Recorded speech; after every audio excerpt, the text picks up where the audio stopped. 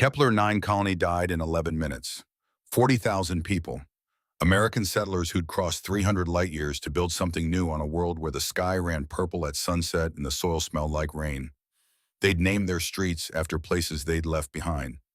Oak Avenue, Magnolia Boulevard, Jefferson Street. They'd built schools, planted gardens. A man named Thomas Garrett had opened a coffee shop on the corner of 5th and Main where the cinnamon rolls were legendary. Kids played baseball in Morrison Park every Saturday afternoon. 11 minutes. The Thrakhor Dominion's fleet dropped out of faster-than-light transit at 0847 local time. 17 warships, heavy cruiser class. Their weapons charged in silence. No warning, no demand for surrender, no communication of any kind. At 0849, they opened fire. The orbital defense platforms lasted 40 seconds. The communications hub went dark at the 2-minute mark. The power grid collapsed at 4 minutes. By minute 6, the atmospheric processors were offline, and the colony's shield generators were molten slag. The bombardment continued for another 5 minutes, not because it needed to, because the Dominion wanted to be thorough. When it was over, Kepler-9 was ash and broken stone and 40,000 names that would never answer roll call again. 2 days later, New Austin Colony, population 18,000, mining settlement in the Arcturus sector. Texans, mostly 3rd and 4th generation spacers who'd brought their accents and their stubbornness to a moon that didn't want them. They died in 9 minutes. 3 days after that, Columbia Station, diplomatic outpost, 8,000 government workers and their families. Children of State Department officers who'd never seen Earth but called it home anyway. 7 minutes, 66,000 Americans, 3 colonies, 27 days, and the Galactic Assembly called a meeting. The Great Chamber could hold 10,000 beings when it needed to. Today, it held fewer than 300. The ceiling disappeared into pale blue haze so high above that some species claimed they could feel the weight of all that empty space pressing down. The walls curved in massive semicircular rows, each tier belonging to a different species. Each species breathing different air under different lights. 47 delegations. 2,000 years of continuous governance. They had settled wars, drawn borders, decided the fate of entire worlds with nothing more than words and votes. Today felt like a funeral. Ambassador Kale sat motionless in the shrill delegation's front row. 3 eyes, feathered neck held perfectly straight, 200 years old, which meant he'd been negotiating treaties before most species in this room had discovered fire. He'd learned patience the way some people learn languages, through immersion, through necessity. The Cathari representative was speaking, tall, wire-thin, 4 arms folded precisely at her midsection. Her voice had the quality of someone reading a grocery list. Facts, only facts. The Thrakhor Dominion currently commands 912 active warships. Their weapons technology exceeds current human military capacity by a factor of 3.7. Their defensive shielding has not been breached in recorded combat history. She paused, let the numbers settle. Their ultimatum is clear. 7 border systems currently designated as human territory. If humanity complies, the attacks will stop. Another pause, longer this time. If humanity does not comply, the Dominion has stated its intention to continue until there are no human worlds left to destroy. Silence. Elder Thorne shifted in his seat. 400 years old, his species measured time in centuries the way humans measured it in decades. His skin had the color and texture of weathered granite. When he spoke, his voice moved slowly, deliberately, like someone arranging heavy furniture. This council has seen ultimatums before. Some were genuine threats, some were posturing. The Thrakhor Dominion has already demonstrated its willingness to act. 3 colonies gone. They are not bluffing. The Mirith representative leaned forward. Small species, quick-moving, always asking the question everyone else was dancing around. Then what are you suggesting? Elder Thorne's ancient eyes swept the chamber. I am suggesting that humanity consider the terms. The chamber didn't erupt. It wasn't that kind of room. But there was a shift, a change in the air, like the pressure drop before a storm. Director Rebecca Stone sat at the human delegation table and said nothing. She was not what most species expected when they imagined Earth's representative. 62 years old, small woman, short silver hair, tired eyes that had seen 3 administrations come and go. She wore a dark jacket with the Earth flag stitched on the left shoulder. Blue circle, green continents, simple as a child's drawing. She'd been listening for 2 hours without speaking. There was a glass of water in front of here, untouched. The Cathari representative continued. We do not say this lightly, but the realistic analysis of the situation is this. Humanity cannot win a military engagement against the Thrakor Dominion, not with current forces available. The border systems, while valuable, are not worth. They are not border systems.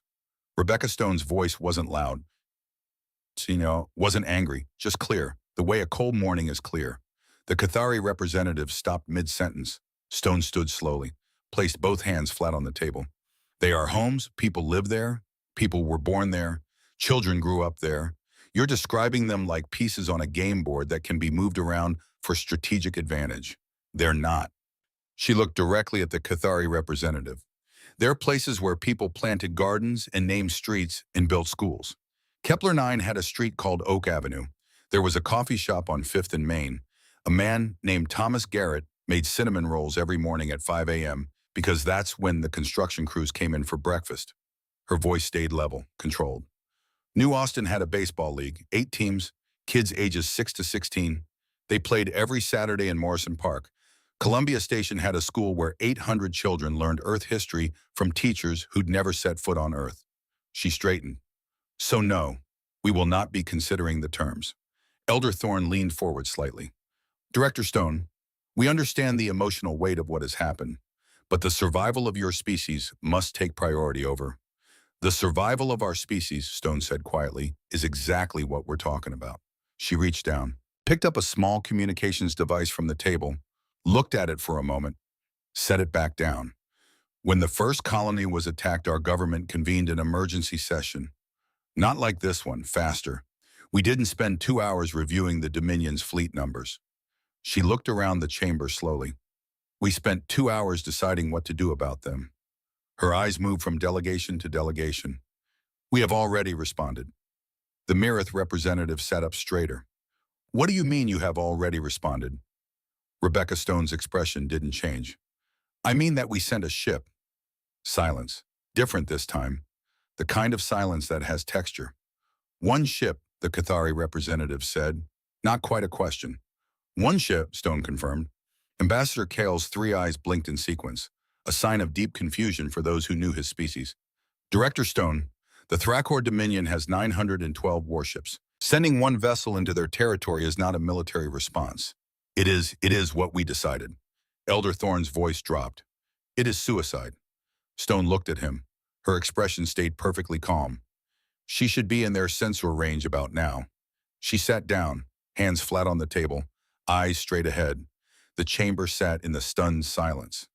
One ship says 3 things, Stone continued, her voice quiet but carrying to every corner of the massive room.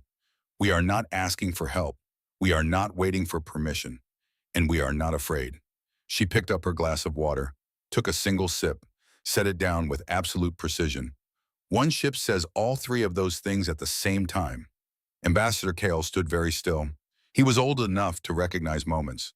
The ones that seemed ordinary but turned out to be pivot points. The ones where history bent in a new direction. He had a feeling about this one. 3 weeks earlier, Captain Jonas Reeves stood in his office at Annapolis Naval Command and looked at a file labeled Operation Valiant, Crew Manifest, 312 names. He'd read every personnel file. Twice. Knew their ages, their specialties, where they were from, why they'd volunteered for deep space service. Some of them he'd trained personally, some he'd never met, but in 6 hours all of them would be his responsibility. All of them would be sailing into Thrakor territory on a ship that had never been tested in real combat. All of them knew they might not come back. Reeve was 43 years old, medium height, medium build, short dark hair going gray at the temples. His face had the kind of weathered quality that comes from 20 years of service and paying attention to all of it. His eyes were brown, almost black in certain light. He'd been to Kepler 9 once, 3 years ago. Supply inspection, routine, boring. 3 days of walking through warehouses and signing forms. He remembered a street market he'd walked through on the second evening, just to get some air. Someone had been cooking something that smelled like cinnamon, children running between the stalls, an old man sitting outside a shop on a folding chair, reading something on a thin screen. Completely at peace. Kepler 9 was ash now. Reeve closed the file, stood, walked to the window. USS Valiant hung in orbital dock 12 kilometers above the Atlantic. Even from here, she didn't look like the kind of ship that inspired confidence. Not beautiful, not sleek. She looked like a piece of heavy industrial equipment, angular, brutal, armor plating layered in overlapping sheets that gave her hull the texture of dragon scales. 12 years in development, built after the first border tensions with the Thrakor Dominion, built not in response to a specific threat, but to a feeling. The feeling that Earth's membership in the Galactic Assembly didn't guarantee safety. The feeling that being the youngest species in a very old galaxy sometimes meant no one was coming to help. Valiant had been built to go in alone, every system redundant, every section capable of independent operation, every crew member trained in 3 specialties instead of 1. Her reactor could sustain full combat output for 90 hours without resupply. Her armor could absorb 4 direct hits from Thrakor capital ship weapons without losing structural integrity. Her engines had range and speed that no Thrakor tactical manual had ever accounted for.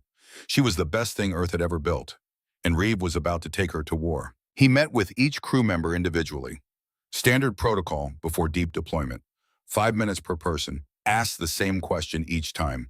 Do you understand what this mission is? Every single one of them said yes. Commander Ilara Voss was the 14th person through his door. 38 years old, tall, lean, dark hair pulled back in a regulation bun. She'd been Reeves' executive officer for 4 years. He trusted her more than anyone alive. She stood at attention until he gestured to the chair. Ilara, you understand what we're being asked to do? Yes, sir.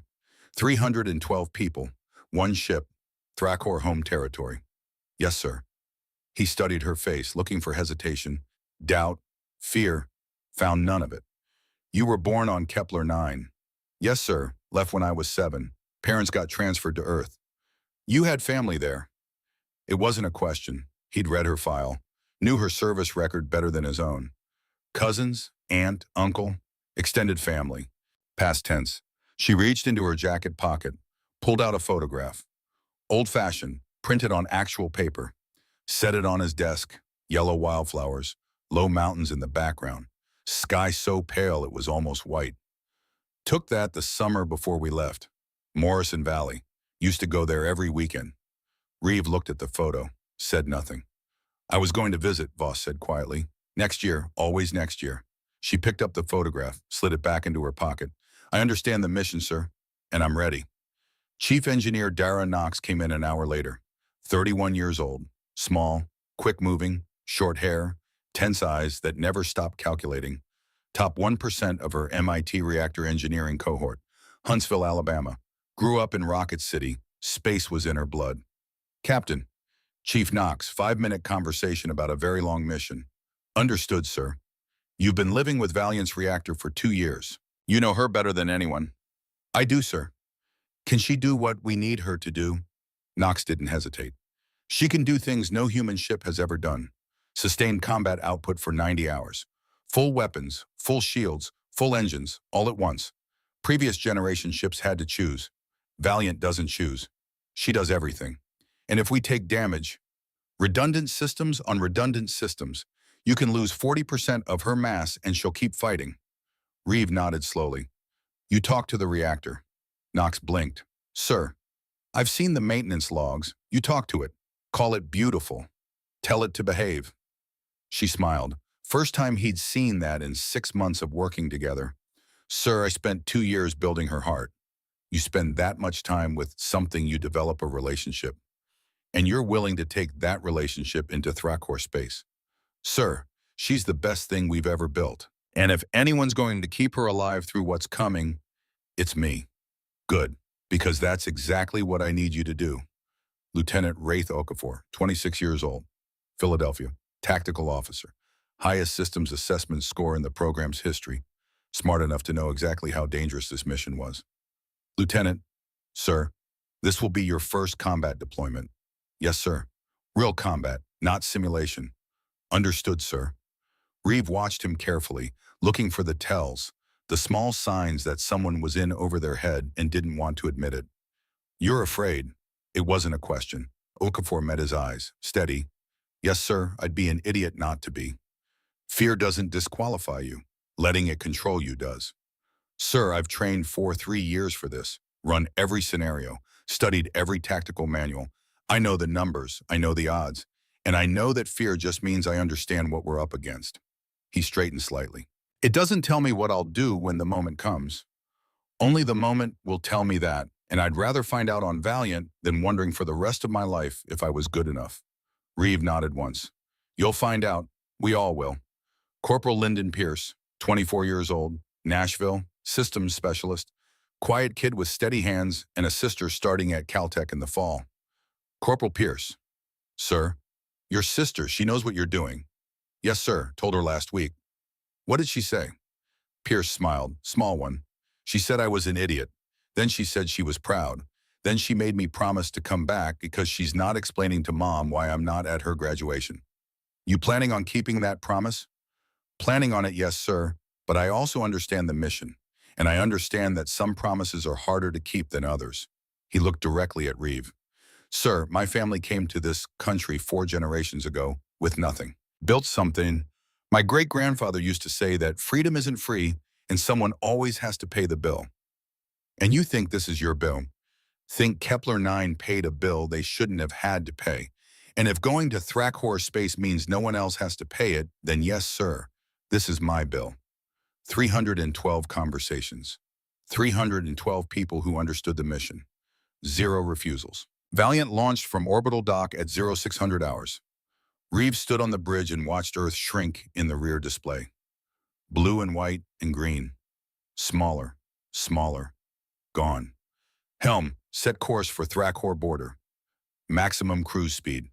Aye, sir. Course plotted. ETA 42 hours. Vera's voice came through the bridge speakers. Calm, measured, female. The ship's artificial intelligence. Built at MY9 and Caltech. Designed to learn, adapt, predict. Captain, all systems nominal. Reactor output stable. Crew status green. We are ready. Voss appeared at Reeve's side. Handed him a status pad. Their ritual. 4 years of working together. She'd learned when to speak and when to just stand there. We're past the point of no return, she said quietly. We were past that point the moment Kepler-9 went dark. He looked at the forward display. Nothing but stars and darkness. Alara, what do you think is going to happen when we cross that border? She thought about it, actually thought. One of the things he valued most about her. I think they'll send ships to intercept us. Probably a lot of them. I think they'll expect us to run or surrender. And when we don't, then they'll find out what Valiant can do. Reeve nodded slowly. 312 people on this ship. Every one of them said yes. Every one of them knew the odds. He turned to look at her. We're not going there to die. We're going there to make sure they understand that humanity doesn't negotiate with people who glass colonies. We don't ask permission. We don't wait for the Galactic Assembly to save us. His voice was quiet, absolutely certain. We solve our own problems. And if it only takes one ship to make them understand that, then one ship is exactly what we'll give them. Voss touched the corner of her console. The photograph was already taped there. Yellow wildflowers, pale sky, mountains. For Kepler-9, she said softly. For all of them, Reeve replied. 42 hours later, Valiant crossed into Thrakor space. The border wasn't marked by anything visible, just coordinates in a database. A line on a map that most species respected because war was expensive and peace was profitable. Valiant didn't slow down. We're across the boundary, Voss reported, officially in Dominion territory. Noted, maintain heading. Vera's voice. Captain, Thrakor scout vessel has logged our presence. Automated broadcast detected. Fleet command will be notified within the hour. Good. I want them to have time to think about us before we arrive. Wraith looked up from tactical. Sir, they're going to send ships. They are. A lot of ships. Probably. And we're not running. Reeve smiled, cold. No, Lieutenant, we are absolutely not running. 300 light years away, Admiral Krathvex read the scout report twice. 30 years of service.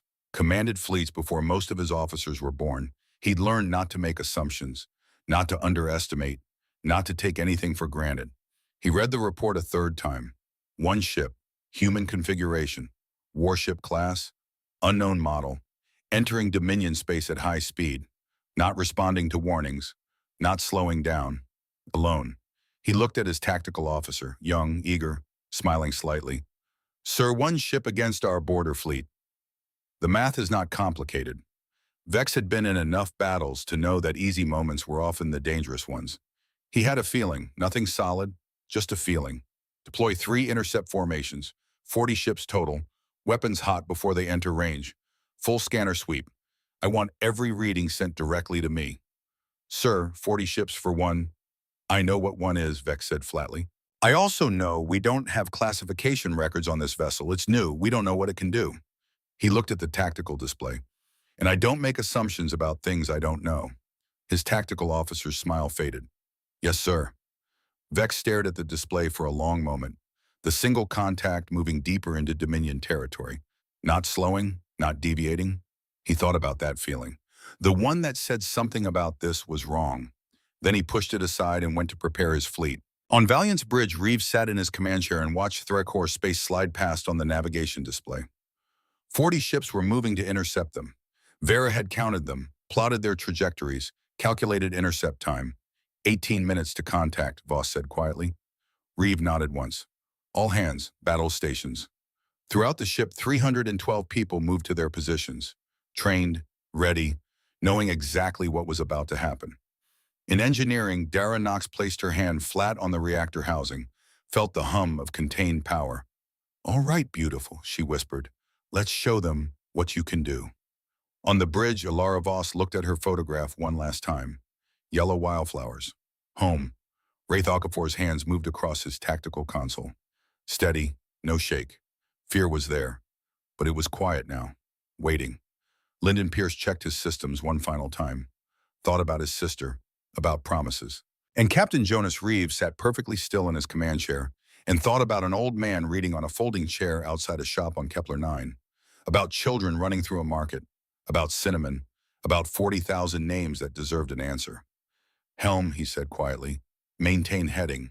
Do not slow down. Aye, sir. Valiant pressed forward through the dark, alone, unafraid, and absolutely not stopping.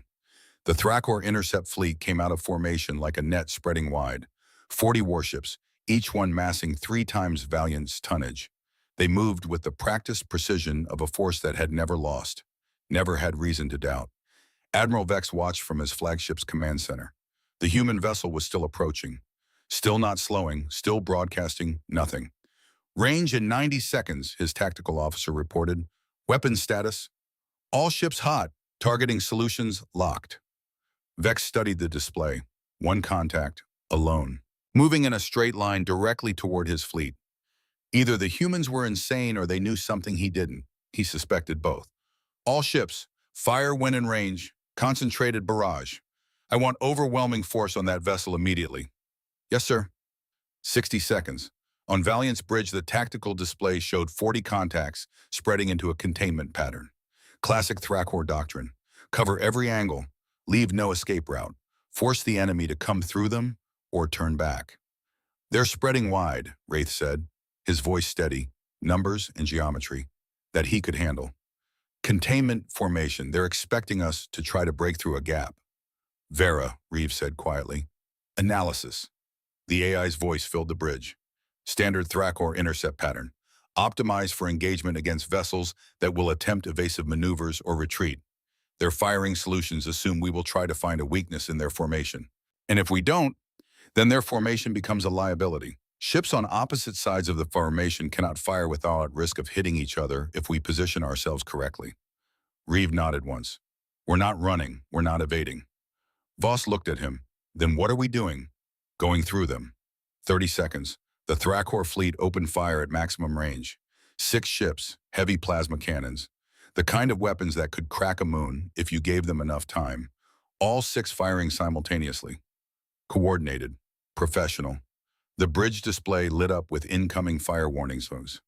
Brace, Voss said calmly. The first strike hit Valiant's forward armor at 0934 hours and 17 seconds. The ship rang like a bell. Lights flickered. The deck tilted 3 degrees to starboard. Somewhere deep in the hull, something groaned. Metal under stress. Systems compensating. 5 more strikes. Rapid succession. Each one a hammer blow that would have crippled any other human vessel in service. Valiant shuddered. Steadied. Kept moving. Damage report, Reeves said. Wraith's fingers moved across his console, numbers flooding in from every section. Hull integrity 93%. Forward armor absorbed impact. Plating is hot but functional. No penetration, no system failures. The tactical officer on Vex's flagship stared at his screen. Sir, 6 direct hits. Capital ship-grade weapons. The vessel is still advancing. I can see that. What's their hull status? Unknown, sir, but they're not slowing down. Vex felt something cold settle in his chest. That feeling, the one he'd been trying to ignore. Weapon status on that vessel. Scanning now, they're not using standard energy signature profiles. The configuration is Valiant fired. Her weapons weren't like anything in Thrakor tactical databases. Not pure energy weapons, not conventional kinetics, something between. Hybrid accelerators that fired solid rounds at a significant fraction of light speed. Each round wrapped in an electromagnetic field that discharged on impact. The result was devastation on a scale that Thrakor shields weren't designed to handle. 8 Thrakor ships took hits in the span of 4 seconds. The first 3 lost power immediately. Reactors overloaded by the electromagnetic pulse. Systems going dark across entire sections. Emergency power struggling to come online. 2 more lost propulsion. Main engines slagged by kinetic impact that punched through their aft shielding like paper. 2 suffered catastrophic hull breaches. Atmosphere venting. Bulkhead sealing. Crew scrambling for survival pods. The 8th ship took a direct hit to its reactor housing. There was a moment, brief, where nothing seemed to happen. Then light. Brilliant. Searing. The kind of light you see when a star is born or a world dies. The ship came apart from the inside. Reactor containment failure. Plasma expansion moving faster than the hull could hold. Metal tearing, energy bleeding into space. It went dark. Not gradually, not with warning systems and damage reports. Instant. Like someone had simply turned off a switch. The Thrakor formation hesitated, just for a moment. Just long enough for trained military minds to process what they'd just seen. 8 ships, 4 seconds. One of them completely destroyed. And the human vessel was still coming. What the hell are they using? Vex's tactical officer said. His voice had changed. The smile was gone. I don't know, but adjust targeting solutions. All ships focus fire on their weapon systems. Disable their guns. It was the right call. Vex made it quickly. Sign of a good commander. It wasn't enough. Valiant didn't continue on her original heading. She turned. Fast. Faster than a ship of her mass should have been able to move. Reactor output spiking. Engines burning at levels that most species would have considered catastrophic. She drove directly into the left side of the Thrakor formation. Into the gap where 7 ships had just been disabled or destroyed. The containment net became a problem. Ships that had been positioned to fire inward at a target passing through the center now had friendly vessels on the opposite side. Firing solutions became complicated. Friendly fire became a real risk. Commanders hesitated. That hesitation cost them. Valiant went through the gap at full speed. She was inside the formation now, among them. Close enough that their size advantage became a disadvantage. Close enough that their heavy cannons couldn't track fast enough. She moved like something alive. Vera calculating trajectories in real time. Predicting firing solutions before Thrakor gunners could lock. Adjusting position 3 seconds ahead of every attack. Not graceful, not elegant, relentless.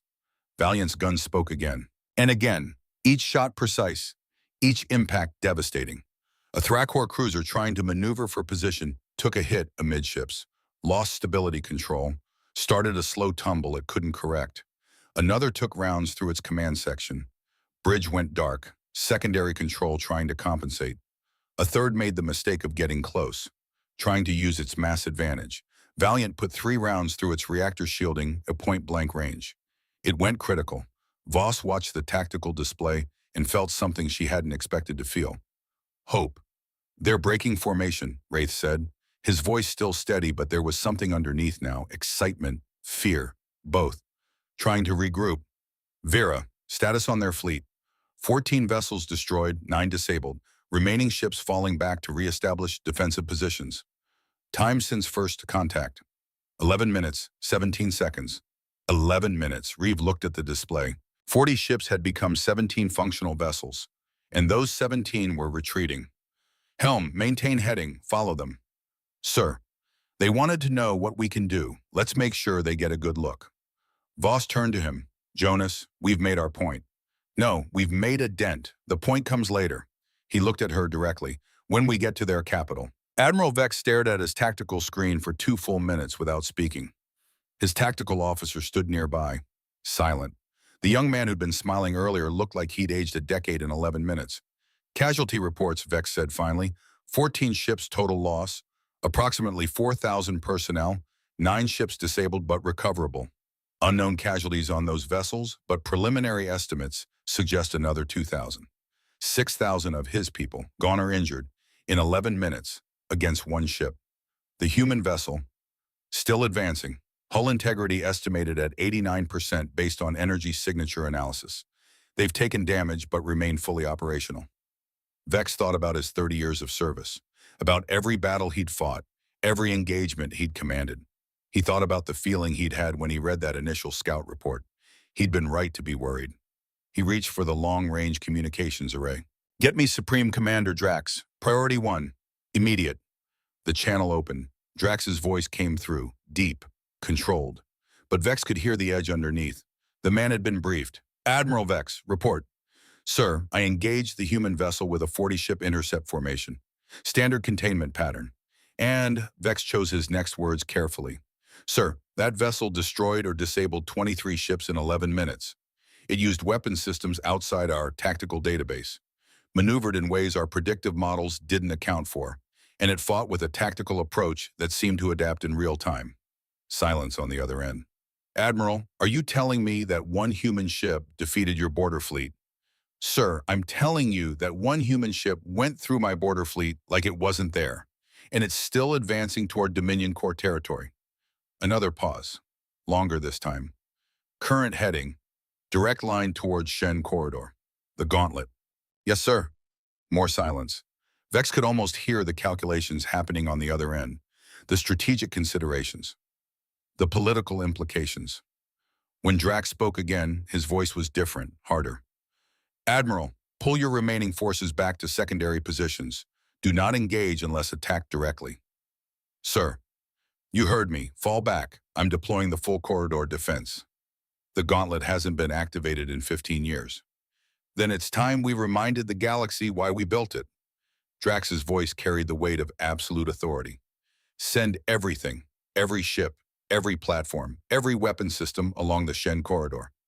I want that human vessel to face the full might of the Dominion military, and I want every moment recorded. Sir, if we deploy everything and they still get through, then we'll know exactly what kind of enemy we're dealing with, won't we? The channel closed. Vex sat in silence for a long time. Then he turned to his tactical officer. Issue the retreat order. Pull all ships back to designated safe positions. And the human vessel. Vex looked at the display, the single contact still moving deeper into Dominion space. Let it go. It's not our problem anymore. He thought about what was waiting for that ship in the Shen corridor. May their gods have mercy on them, because the gauntlet won't. On Valiant Reeves stood alone in his quarters and stared at a cup of coffee that had gone cold. 11 minutes, 14 ships destroyed, 9 disabled, and 4 of his crew injured. Minor. Concussions from the initial impacts. Already treated him back on duty. He thought about those numbers, about the asymmetry, about what it meant. Thought about the Thrakor personnel on those destroyed ships.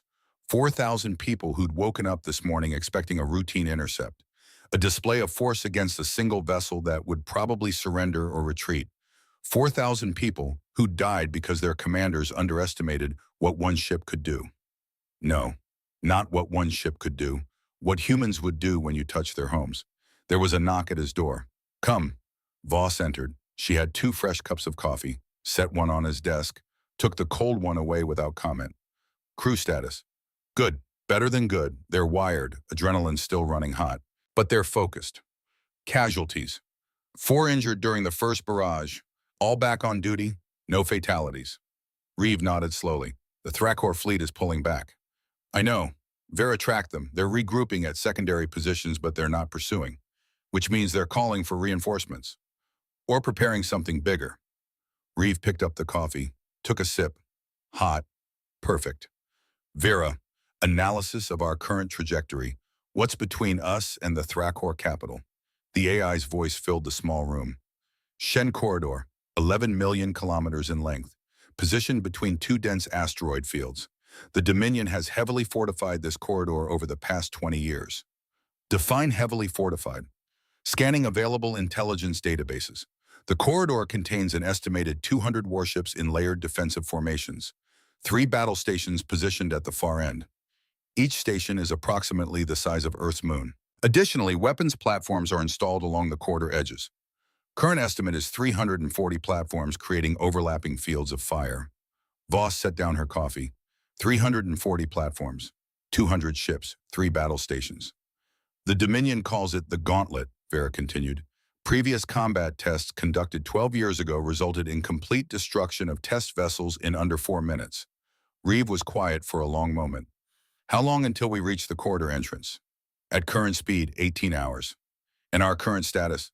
Hull integrity 89%, all primary systems functional. Port thruster operating at 80% efficiency due to heat stress from the engagement. Reactor output nominal. Crew status green. We are combat capable. Reeve looked at Voss. 18 hours. I want the crew on rotating rest shifts. Mandatory. No one works more than 6 hours straight. I need everyone sharp for what's coming. Already drafted the rotation schedule. It's on your pad. Of course she had. What do you think is waiting for us in that corridor? Voss thought about it, the way she always did, carefully. I think they're going to throw everything they have at us. I think they're going to try to make an example. Show the galaxy what happens when someone challenges the Dominion. And I think we're going to show them that humans don't respond well to threats. Reeve smiled, cold and sharp. Get some rest, Alara. We've got 18 hours, then it gets complicated. Supreme Commander Draxvorn stood in the Dominion Strategic Command Center and tried to remember the last time he'd slept. 22 hours. At least. Maybe more. He was feeling something unfamiliar. Something that sat in his chest like a cold stone. He'd felt it before. Years ago, when he'd been a young officer watching his first major battle and understanding that he could die. Fear, not panic, not terror, just the quiet recognition that the situation was outside his control. That variables existed he hadn't accounted for. That assumptions he'd made were proving dangerously wrong. Commander Sanray appeared at his side. Thin, precise. 15 years in strategic command. She'd never looked uncertain. She looked uncertain now. Status update, Drax said. The human vessel bypassed Admiral Vex's border formation. 14 ships destroyed, 9 disabled. Remaining vessels have fallen back to secondary defensive positions as ordered. And the human ship continuing on original heading. Speed reduced slightly, approximately 70% of initial velocity. Hull integrity estimated mid to high 80s based on energy signature analysis. The Gauntlet. Positioning fleet is moving into final deployment. 200 warships, 3 battle stations. Weapons platforms along the Shen corridor are powered and ready. Full deployment will be complete within 4 hours. Drax nodded slowly. The Gauntlet has never failed. No, sir. Previous combat tests showed total vessel destruction in under 4 minutes. Nothing has ever survived transit through the corridor when the full defense grid is active. This vessel destroyed 23 ships in 11 minutes. Yes, sir. Ships that were supposed to be sufficient to handle a single enemy contact. Yes, sir. Drax turned to face her directly. Commander Sanray, I want every moment of the corridor engagement recorded, every sensor reading, every tactical decision, every communication. She looked at him. Sir, the Gauntlet will... I know what the Gauntlet is designed to do. I also know that this human ship has already proven our initial assessments wrong. If it gets through the corridor, I want to know exactly how. If it doesn't, I want to know exactly why. He looked at the display showing Valiant's approach vector. Either outcome will tell us something important about this enemy, and I intend to learn everything I can. Because deep in his chest where that cold stone sat, Drax had a suspicion, a terrible suspicion, that the Gauntlet might not be enough. 18 hours later, USS Valiant reached the entrance to the Shen corridor. The crew had rested in shifts, eaten, prepared. Some had written letters they hoped would never need to be delivered. Some had checked and rechecked their equipment. Some had simply sat in quiet contemplation. Lyndon Pierce had called his sister. Brief conversation, carefully worded. Told her he loved her. Told her he'd see her at her graduation. Told her to take care of Mom. Didn't tell her where he was, what he was about to do. She'd know soon enough. On the bridge, Reeve looked at the tactical display. The Shen corridor stretched ahead like a killing field. Vera had been analyzing it for the past 6 hours, building models, running simulations, calculating probabilities. Report, Reeves said quietly. Vera's voice was calm as always, but there was something in the density of information, the speed of delivery. She was working hard. 207 warships confirmed. 3 battle stations at corridor terminus. Approximately 340 weapons platforms distributed along corridor edges. Platform density creates fire coverage, overlap of 94% across corridor width. Meaning, there is no path through the corridor that avoids fire from at least 6 sources simultaneously. Any vessel entering the corridor will be under constant bombardment from multiple angles. Path with minimum exposure. Center corridor maintains maximum distance from edge platforms. However, this places the vessel in optimal targeting range for battle station weapons at the far end. Wraith looked up from tactical. Sir, Vera's probability calculations for surviving full corridor transit are... Don't tell me the number, Reeves said. Everyone on the bridge turned to look at him. Sir, but the number, whatever it is, don't tell me it'll just put a ceiling on what we think is possible. He stood, walked to the forward viewport. Stars and darkness, and somewhere ahead, the corridor. Vera, when we enter that corridor, I want you in full reactive mode. Don't follow a predetermined path. Read the situation in real time. Give me the best options as they develop. Treat every second as a new problem. Captain, that approach will produce the outcomes that are difficult to predict in advance, including for me.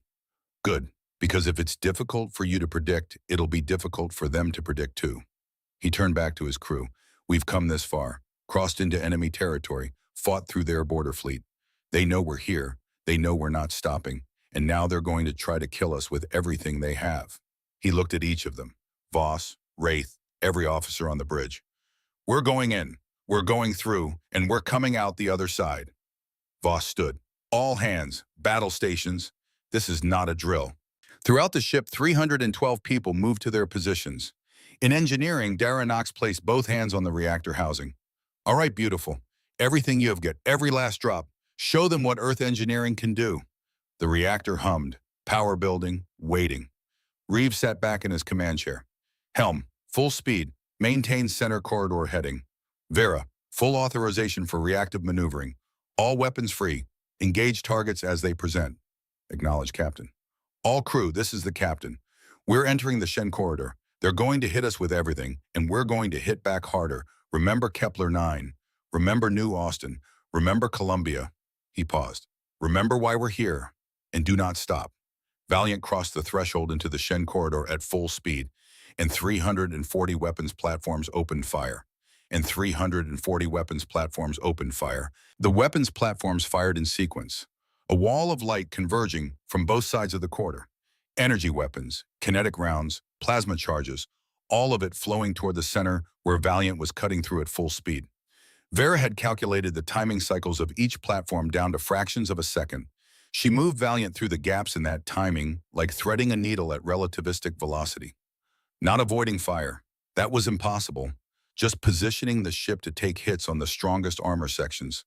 Distributing damage. Surviving. 3 strikes hit within the first 30 seconds. The bridge shook. Hard. Wraith grabbed his console with both hands to stay in his seat. Emergency lighting flickered. Somewhere deep in the hull, metal screamed. Hull integrity 83%, Wraith reported, his voice steady despite everything. Forward armor absorbed impact. Plating is hot. Functional. Weapons platform starboard side, Reeves said. Sectors 4 through 7. Focus fire. Valiant's guns spoke. Not at all the platforms. That would take too long. Specific clusters. Creating gaps in the overlapping fire coverage.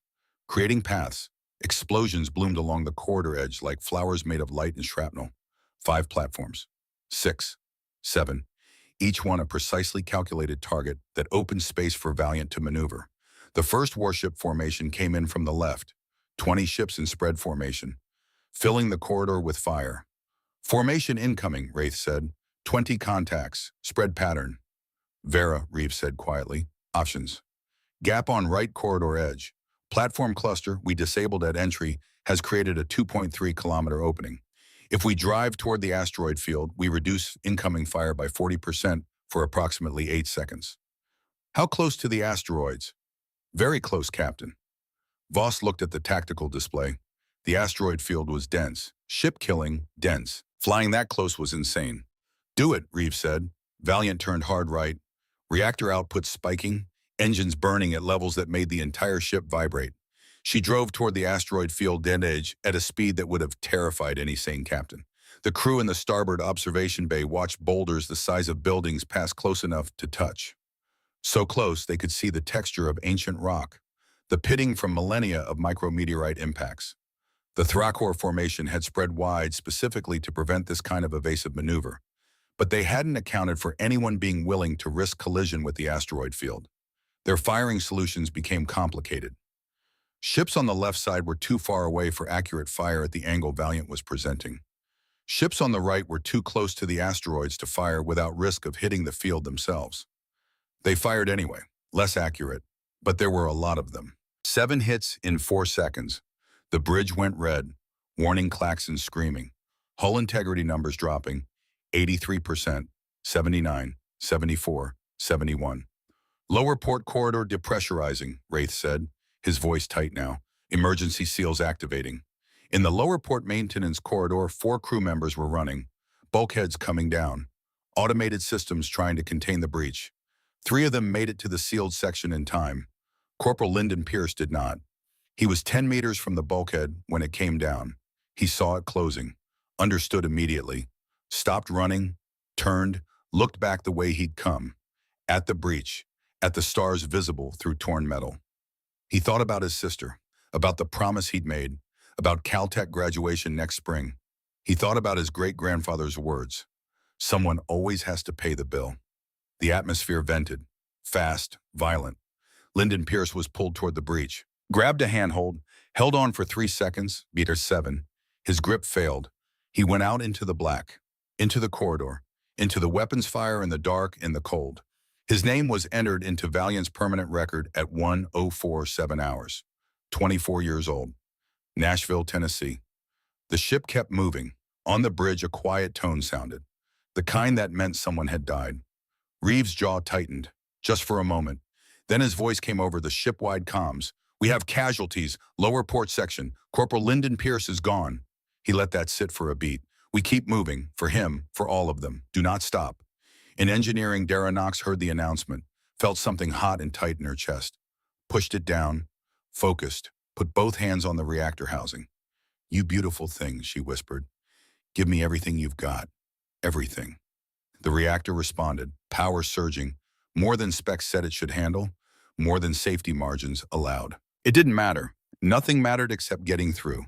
Valiant emerged from the asteroid field edge and drove directly into the Thrakor formation. 7 seconds inside, close enough that their size advantage became a disadvantage, close enough that their heavy weapons couldn't track. 4 ships took crippling hits. 2 lost power, 1 lost its command section, 1 started a tumble it would never correct. Then Valiant was through. Past them, deeper into the corridor. The second wave came from both sides simultaneously. 30 ships, coordinated assault. No gaps this time, no mistakes. Vera's calculations started coming faster. Fragmentary. Multiple targeting locks. Incoming fire from 147 sources. No evasion path available. Recommend emergency power redistribution. Do it, Reeves said. Power from all non-essential systems, everything to shields and weapons. That will leave reduced life support on decks 4 through 7. Evacuate those decks now. Throughout the ship, crew members moved. 2 minutes to clear 4 decks. They moved fast, efficient, trained. Dara stayed in engineering. Her team stayed with her. The reactor was on deck 5. Chief, her second called. Evacuation order includes engineering. Reactor needs monitoring during combat output. We stay. Chief, we stay.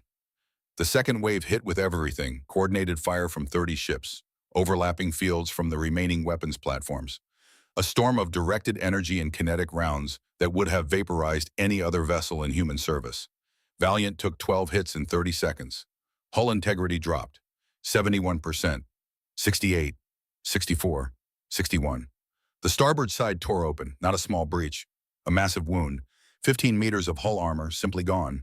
Atmosphere venting, interior sections exposed to vacuum. 3 more crew members lost. Sections sealed too late.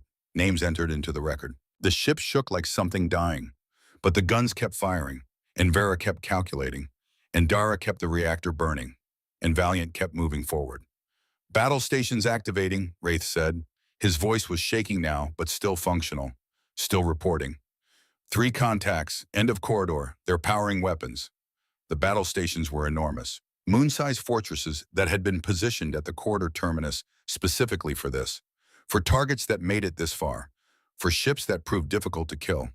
Their weapons were different from anything Valiant had encountered, designed for sustained fire against fast-moving targets, designed to leave no gaps, no timing windows, no escape. Vera, Reeves said, analysis. Battle station weapons do not have consistent timing gaps. I cannot identify reliable evasion windows. They are designed to track and hit targets moving at any speed from any angle. Then we don't evade. Voss turned to look at him. Jonas, at our current hull integrity direct hits from those weapons, we go through them. He stood. Vera, all power from decks 4 through 7. Everything, routed to shields, maximum defensive output. All weapons on the battle stations. Target their structural weak points. Captain, that will leave minimal life support on nearly a third of the ship. The crew is already evacuated from those sections. Do it. The power redistribution took 8 seconds. Every light on decks 4 through 7 went dark. Life support offline. Gravity failing. Emergency systems only. But the shields blazed, brighter than they'd ever been designed to burn, and every weapon on Valiant locked onto the battle stations. Reeves sat back down. Helm, plot a direct course to the battle stations. Do not deviate. We're going straight at them. Sir, that puts us in optimal firing range for all 3 stations simultaneously. I know, do it anyway.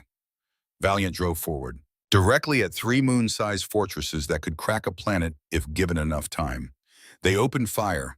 The first hit came at 11:03 hours and dropped hull integrity to 58% in one strike.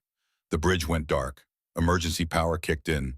Red lighting, alarms, screaming, structural stress warnings on every display.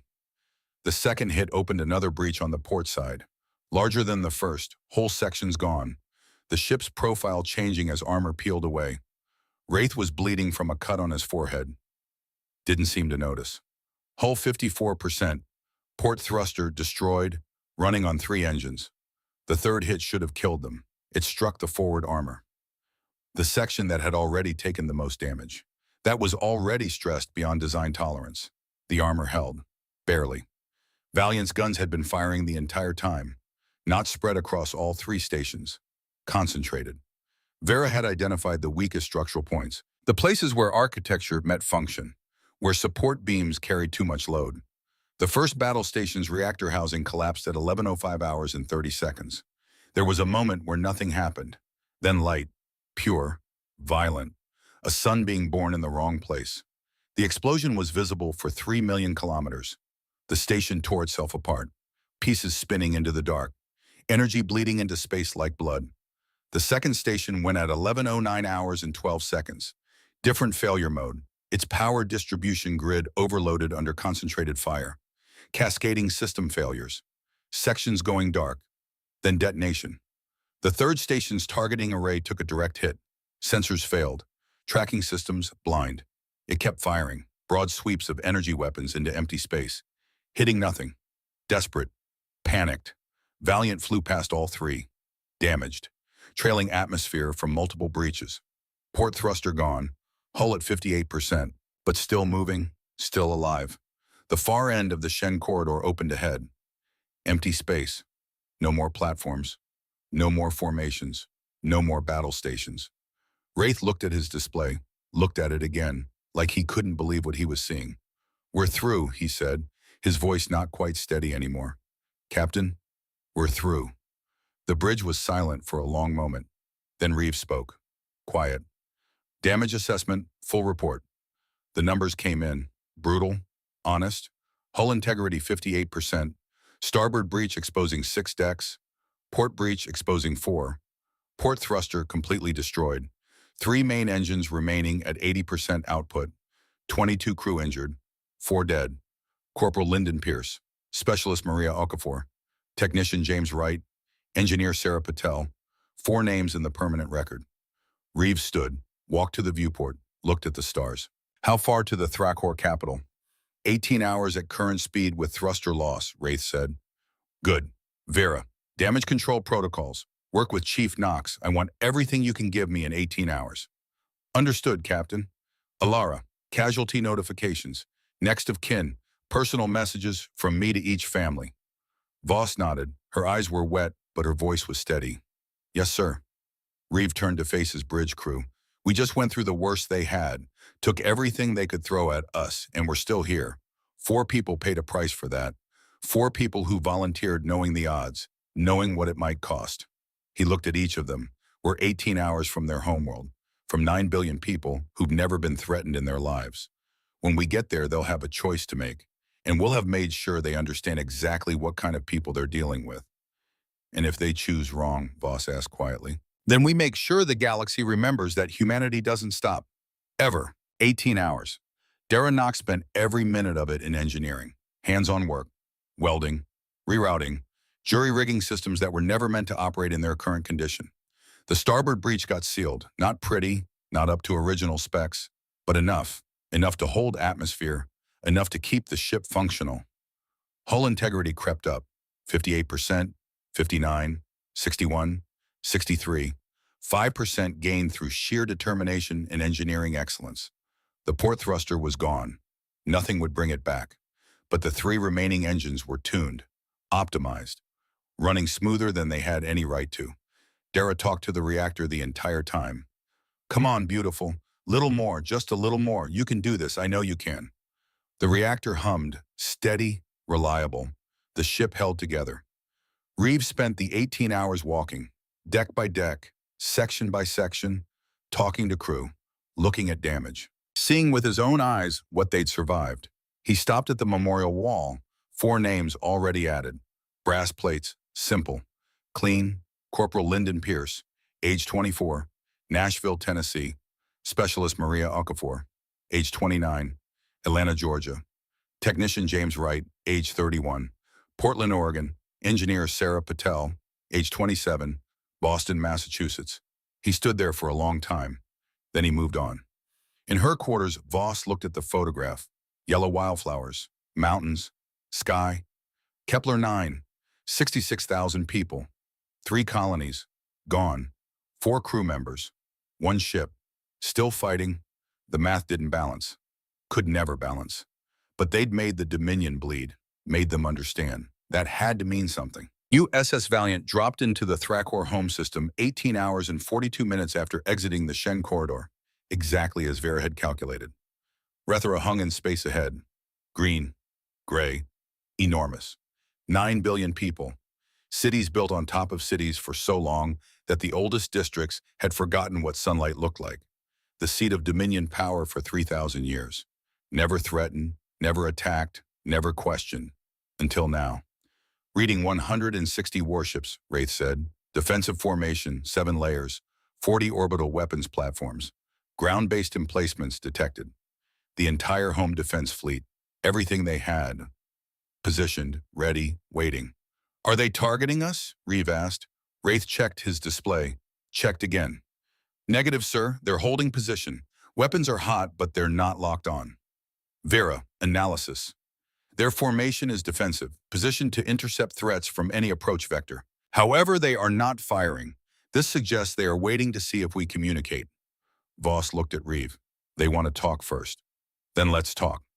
Sir, we're in orbit above 9 billion people. 1 damaged ship against their entire home fleet. If this goes wrong, it won't. He stood, straightened his uniform jacket, an automatic gesture, the kind you make before saying something important. He thought about Kepler 9, the street market, the cinnamon, the old man reading. Thought about Lyndon Pierce, 24 years old, sister at Caltech. Thought about 66,000 names, 4 more names, all of them deserving an answer. Open channel, standard Thrakor frequency. Channel open, sir. Reeve took a breath, let it out. This is Captain Jonas Reeve of the United States ship Valiant. I'm speaking to whoever commands the fleet I'm looking at. His voice was quiet, not soft. Quiet. There was a difference. I came here because 3 American colonies were destroyed, 66,000 people. I came here to make sure it doesn't happen again. He paused. Let that land. I have no interest in destroying this planet. I have no interest in killing 9 billion people. That is not what we do. That is not who we are. Another pause. What I want is simple. I want every survivor from the 3 colony attacks, 412 people, returned alive and unharmed within 48 hours. I want Dominion military forces withdrawn from all territory bordering human space, permanently. And I want a monument built on the site of each destroyed colony. Real monuments, built well, maintained by the Dominion forever. So what was done there is never forgotten. He looked at the planet on his display. I'm not asking for your surrender. I'm not asking for you to stop existing. I'm asking for accountability for what was done, and a guarantee it will not happen again. And those are my terms. You have 48 hours to respond. Silence. Just the sound of the bridge, the hum of systems, breathing. Then a voice came through, deep, measured, careful. Captain Reeve, this is Supreme Commander Drax Vorn. I would like to ask you a question. Go ahead. You came here with one ship, through everything we put in front of you, alone. A pause. How? The question wasn't tactical. Reeve understood immediately. It was asking something deeper, something about who they were, what they were willing to do. He thought about the answer, about Dara in the engine room talking to the reactor, about the crew in the galley, scared people who went anyway, about Lyndon Pierce holding on for 7 seconds before letting go. Because it only takes one, Reeve said.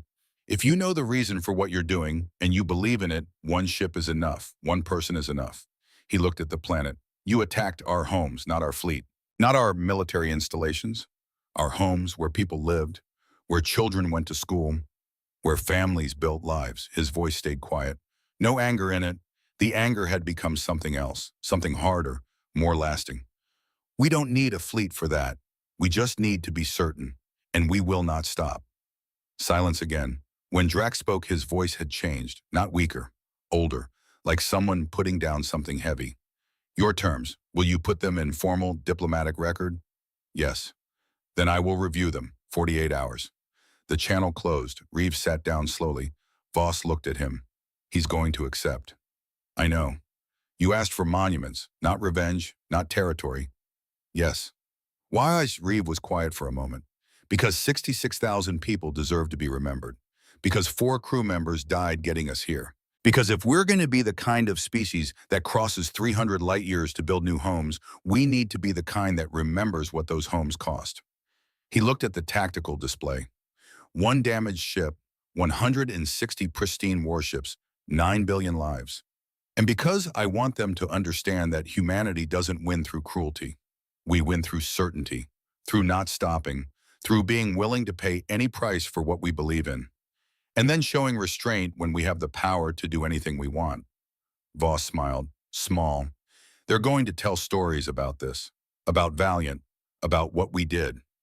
Good, let them tell stories, as long as they remember the names, all of them. He stood. I'm going to write letters to 4 families.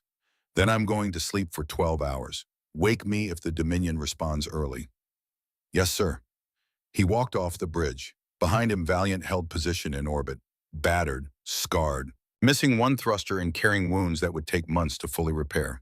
But still there, still unbroken. And the Thrakor Dominion looked at that ship and understood something they hadn't understood before. That sometimes it only takes one. Supreme Commander Drax Vorn sat alone in his private office and read Captain Reeves' terms for the 7th time. 36 hours had passed since the human ship had appeared in Rethor orbit. 36 hours of his government demanding answers. His admirals demanding orders, his analysts demanding explanations for how one vessel had done what no force in recorded Dominion history had ever done. He'd given them all the same response. Wait. The terms were simple, precise. 3 demands, no negotiation, 48 hours, return 412 survivors, withdraw from human border space, build monuments on 3 colony sites, not surrender, not territory. Not reparations measured in ships or systems or decades of tribute, monuments. Drax thought about the word, about what it meant. A monument wasn't just stone and metal, it was memory made permanent. Acknowledgement carved into something that couldn't be erased or forgotten or revised when it became inconvenient. The human captain had come to their homeworld with 1 damaged ship, had held 9 billion lives in his hands, could have demanded anything, could have turned Rathora's cities to ash the way Dominion forces had done to Kepler-9. Instead, he'd asked them to remember, to build something that would stand for generations and say this happened. We did this. These were their names. Drax picked up his communications panel. Commander Sanray, prepare a formal response to the human vessel. Authorization code Vorn Alpha 7. Sir, the response is, he looked at the terms one final time. Full acceptance, unconditional. Begin implementation immediately. There was a pause on the other end. Sir, the government will want to negotiate. The government will accept my decision. This is a military matter, and I am making a military decision based on military reality. He stood, walked to his window, looked up at the night sky where somewhere a damaged human warship was waiting. Commander, do you know why I'm accepting, sir? Because that captain showed us something more dangerous than firepower. He showed us restraint. He had the power to destroy us and chose not to. That kind of enemy, the kind that can win and still choose mercy, that's the kind you don't fight. That's the kind you learn from. He turned from the window. Send the response and make sure every word is exactly as I dictated. The survivors came home in 3 waves, 412 people, held in Dominion detention facilities for 27 days. Some injured, all traumatized, none quite believing they were actually leaving. The first transport docked at New Terra Station at 0600 hours on the 19th day after Valiant's arrival at Rathora. 143 people, mostly from Kepler-9, families who'd been separated, children who'd watched their parents die, parents who'd lost children and somehow survived. Station personnel had prepared a reception area, medical teams, counselors, officials with forms and procedures and protocols. What actually happened was simpler. The airlock opened. The first survivor stepped through. A woman, 60-something, gray hair, wearing clothes that didn't fit, holding a bag with everything she owned. She looked around, at the station, at Earth's blue curve visible through the viewport, at the people waiting. Then she sat down on the floor and cried. Not quiet crying, the kind that comes from somewhere deep, from a place that had been holding on for 27 days and could finally let go. Within 30 seconds, every survivor who'd come through that airlock was sitting on the floor crying. Some alone, some holding each other. Medical teams abandoned their equipment and sat with them. No one said anything for a long time. Later, a counselor would write in her report, they didn't need medical intervention. They needed to know they were home. They needed to know it was over. The second and third waves came over the following 48 hours. By the time the last transport docked, New Terra Station had processed 412 people back into a life they'd thought was gone forever. The station commander sent a message to Valiant on encoded military channel. Captain Reeve, all personnel recovered. All home. Thank you doesn't cover it, but thank you. Reeve read the message alone in his quarters. Read it twice. Then he deleted it and went back to work. The Dominion military withdrawal took 14 days. Systematic, professional, no incidents. Ships pulled back from 7 border systems in a phased operation that military historians would later study as a textbook example of organized retreat. They left the systems exactly as they'd found them. No scorched earth, no booby traps, no last acts of spite. They simply left. Human forces moved in cautiously, expecting ambush, expecting some kind of trap. Found nothing but empty space and abandoned defensive positions. On the 7th day of the withdrawal, a Threkor Rear Admiral transmitted a brief message on open channels. Human forces, systems are clear. Defensive installations have been powered down but not destroyed. They are yours. We will not return. That was all. The border shifted. Quietly. Permanently. And the galaxy watched and understood that something had changed. The monuments were another matter. The Dominion government issued the construction contracts within hours of Drax's acceptance. 3 sites. 3 construction teams. Budget whatever it takes. Timeline as fast as possible. But monuments aren't built quickly. Not real ones. Not ones meant to last. The team assigned to Kepler-9 arrived 6 weeks after Valiant's mission. 27 engineers and construction specialists, led by a young Thrakor named Saren Mal, 27 years old. Never left Dominion space before this assignment. Took the job because it was work and he needed work. The first time he set foot on Kepler-9, he understood this wasn't just work. The colony was ash, broken stone, twisted metal that had been buildings and homes and lives. The bombardment had been thorough. 40,000 people erased in 11 minutes. Saren walked through what had been a residential district. Streets still visible, curbs intact, street signs still standing. Oak Avenue, Magnolia Boulevard. He found pieces, a child's toy, a cooking pot, a picture frame with the glass melted but the metal backing still holding its shape. 3 days into the site survey, he found the cup. Ceramic, intact, handle still attached, sitting upright in the ash like someone had just set it down. He picked it up carefully, turned it over. Plain white ceramic. No markings. The kind of cup you'd find in any kitchen in the galaxy. But someone had drunk from this cup, had held it every morning, had set it down and gone to work and never come back. Saren sat in the ash holding that cup for 20 minutes. When he stood up, he'd made a decision. The monument design had been specified in the Dominion contracts. Basic requirements, minimum size, structural standards, an inscription acknowledging what had happened here. Saren called his project supervisor. I need authorization to exceed minimum specifications. Mal, the contracts are clear. Build to spec, don't overcomplicate. I want to make it larger. Add a second tier. More surface area. Wow, because I want to add names. The supervisor was quiet for a moment. The contracts don't require names, it does. I know, I'm requesting them anyway. Do you understand how many people died here? 40,017. I pulled the registry. Another pause. Mal, you'd need to carve 40,000 names. That's months of additional work. The contracts don't pay for that. I'm not asking for additional pay. I'm asking for authorization to do it right.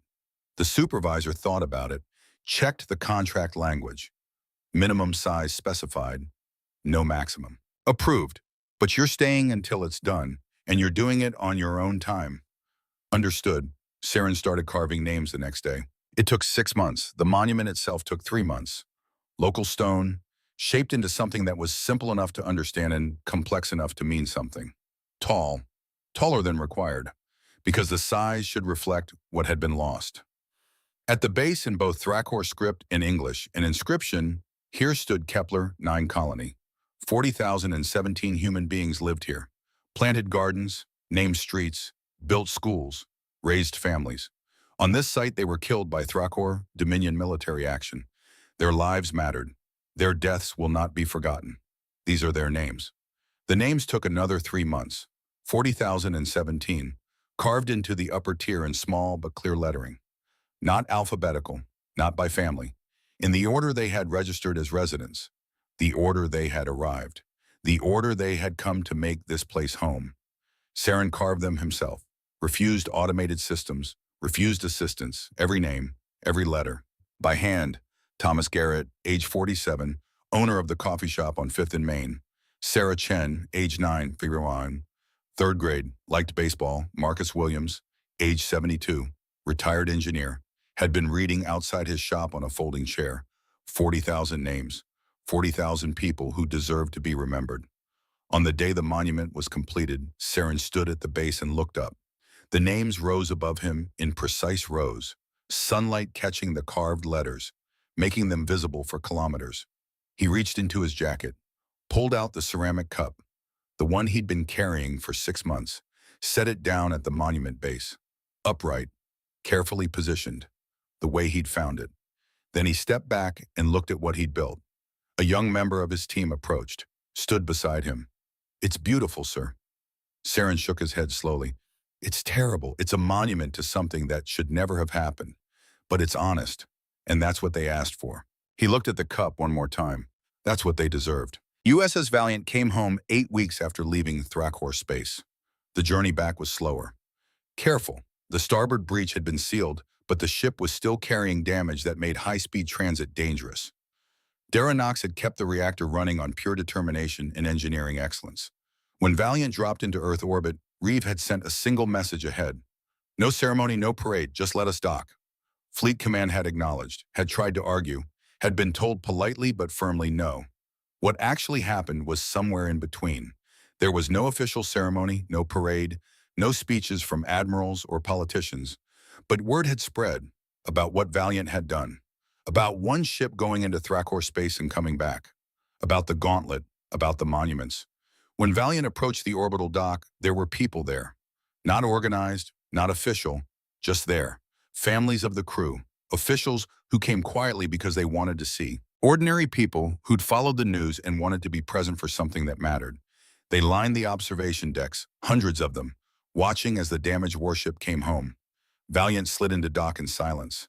Battered, scarred, missing one thruster, hull showing the marks of 300 weapons platforms and 3 battle stations, and everything the Thrakor Dominion had thrown at it. But still there, still unbroken. In the engineering bay, Dara Knox placed both hands on the reactor housing one final time. "We're home, beautiful. You did it. You got us home." The reactor hummed, quiet now, at rest. On the bridge, Voss looked at the photograph. Yellow wildflowers, mountains, sky. Home. Reeves stood, straightened his jacket. "All crew, this is the captain. Welcome home, well done." Simple, clean, everything that needed to be said. The airlock opened 2 hours later. The crew disembarked. Not in formation, just people coming home, some to families, some to friends, some to empty apartments that would feel less empty now. Reeve was the last one off. He stepped onto the dock and found an admiral waiting. 3 stars, serious expression. "Captain Reeve, on behalf of Fleet Command, I'd like to..." "Sir, with respect, I need to write 4 letters. After that, I need to sleep for about 24 hours. After that, you can have as much of my time as you need." The admiral looked at him, at the ship behind him, at everything that ship represented. "The letters first. Everything else can wait." "Thank you, sir." Reeve walked past him, found his quarters, sat down at a desk, pulled up 4 files, 4 families, 4 people who deserved more than a form letter from their captain. He started writing. His after-action report was 3 pages, filed 2 days later. Classified for standard security review, then released to public record 30 days after submission. The final line read, "Mission complete, crew condition tired, ship condition repairable, enemy's understanding of humanity updated." It was translated into 47 languages within a week. Quoted in military academies across the galaxy, analyzed, studied, debated. But the words that mattered most weren't in official reports. 2 years after Valiant's return, the Galactic Assembly updated its diplomatic protocols. No official motion, no debate in the Great Chamber. It simply appeared in the appendices. The kind of thing that shows up when enough people understand it, that writing it down becomes a formality. In the human translation, it read, "Do not destroy a human world, not because they will send a fleet, but because they will send one ship, and that ship will not stop." 47 languages, same meaning. Nobody argued about it. There was nothing to argue about. The Thrakor Dominion rebuilt its fleet over the following decade. Ships, weapons, defensive installations. They remained a major power in their region, but they never attacked human space again. Not because they couldn't. They could have. The math was still in their favor. They didn't because they learned something about odds that couldn't be captured in numbers. About what happens when you touch a species' homes. About what one ship could do when the people aboard it knew exactly why they were there. Drax Vorn served another 15 years as Supreme Commander. Never spoke publicly about Valiant. Never gave interviews about the decision to accept Reeves' terms. But in private briefings to his senior staff, he would sometimes say, "We didn't lose to superior firepower. We lost to superior certainty. Remember that." The Kepler 9 monument stood for decades. Unchanged, maintained, visited. The ceramic cup remained at the base, weathered, faded, but still there, still upright. Saren Mal went back to the Dominion, took other contracts, built other things, lived a quiet life. He had a daughter. She was curious, quick, asked questions the way children do. When she was old enough to understand history, she asked him about the monument, about Kepler 9, about why he'd stayed 6 months to carve names. He told her about the ash, about the cup, about 40,000 names. She listened carefully, thought about it with her whole face. But why did the human ship come just one ship? Why did they do that? Saren had thought about this question for years, turned it over from different angles, considered different answers. He looked at his daughter and gave her the answer he believed, the one he'd learned working in ash and stone and carved names, because someone had to, and they decided it was them. She thought about that. "That's brave." "Yes," he said, "it is." She went back to whatever she'd been doing, the way children move on, carrying things forward without knowing they're carrying them. Saren sat quietly, the way he often did now, thinking about a cup at the base of a monument, about 40,000 names carved in stone, about what it meant to remember. USS Valiant was repaired over 8 months. The starboard breach rebuilt. The port thruster replaced with an upgraded model. The armor renewed. Hull integrity restored to 100%. At the end of repairs, she was better than she'd started. Battle data had been analyzed. Weaknesses identified. Improvements made. Captain Jonas Reeve was offered a promotion, Admiral, Fleet Command, a desk job with authority and influence, and no risk. He declined. I'm not done with Valiant yet, and she's not done with me. Fleet Command didn't argue. Commander Alara Voss kept the photograph on her console. Yellow wildflowers. Home. Chief Dara Knox still talked to the reactor. Still called it beautiful. Lieutenant Wraith Okafor transferred to Valiant's permanent crew. Requested. Approved. He'd found what he was looking for in that corridor. The memorial wall in Valiant's main corridor grew. 4 names became 6, became 10 over the years. Each one a person who had understood the mission and said yes anyway. Each one remembered. Vera updated her tactical models continuously. Learning, adapting, never quite satisfied with her probability calculations for human crew behavior. Some variables couldn't be quantified. 30 years after Valiant's mission, a young species petitioned for Galactic Assembly membership. During the review process, their representative asked Ambassador Kyle about Earth. We've heard stories about a ship, about what humans did when their colonies were attacked. Is it true? Kyle, older now, but still with 3 eyes and patience measured in centuries, considered the question. Yes, it's true. 1 ship against an empire. 1 ship, 312 crew, 4 casualties. They went through everything the Thrakor Dominion put in front of them and emerged on the other side still moving. The young representative looked uncertain. But how? The numbers don't make sense. Kale smiled, the kind of smile that comes from having watched history bend. The numbers never made sense. That's the point. Humanity doesn't calculate the odds and decide if something is possible. They decide what needs to be done and make it possible. He gestured toward the human delegation table where Director Rebecca Stone's successor sat. That's what makes them dangerous. Not their ships, not their weapons, their certainty, their unwillingness to stop. The young representative thought about that. Should we be afraid of them? No, Kale said. You should be honest with them, respect their homes. Remember that they value restraint, but will not hesitate when protecting what matters. Do that, and they're the best allies you could ask for. He looked at the memorial display in the Great Chamber, at the names of species who'd learned that lesson the hard way. Do anything else and they'll send 1 ship, and that will be enough. Far from the assembly, far from Earth, in the black between stars where ships travel and empires rise and fall, and history happens, 1 decision at a time, USS Valiant sailed, still on active duty, still commanded by Jonas Reeve, still carrying the scars of the Shen corridor under renewed armor. In the main corridor, the memorial wall held 17 names now. In engineering, Dara Knox kept the reactor running, kept talking to it. On the bridge, Voss kept her photograph. And somewhere on Kepler 9, a monument stood. 40,000 names carved in stone. A ceramic cup at its base. Upright. Waiting. Remembering. The galaxy had learned something it wouldn't forget. About what happens when you touch humanity's homes. About what 1 ship can do when the people aboard it know why they're there. About the difference between calculating odds and deciding what must be done. Somewhere a child asked her father, why did they do it? And the answer was always the same. Because someone had to. And they decided it was them. Simple. True. Complete. The story of the unbreakable. The story of 1 ship that refused to stop. And the 40,000 names that made it necessary.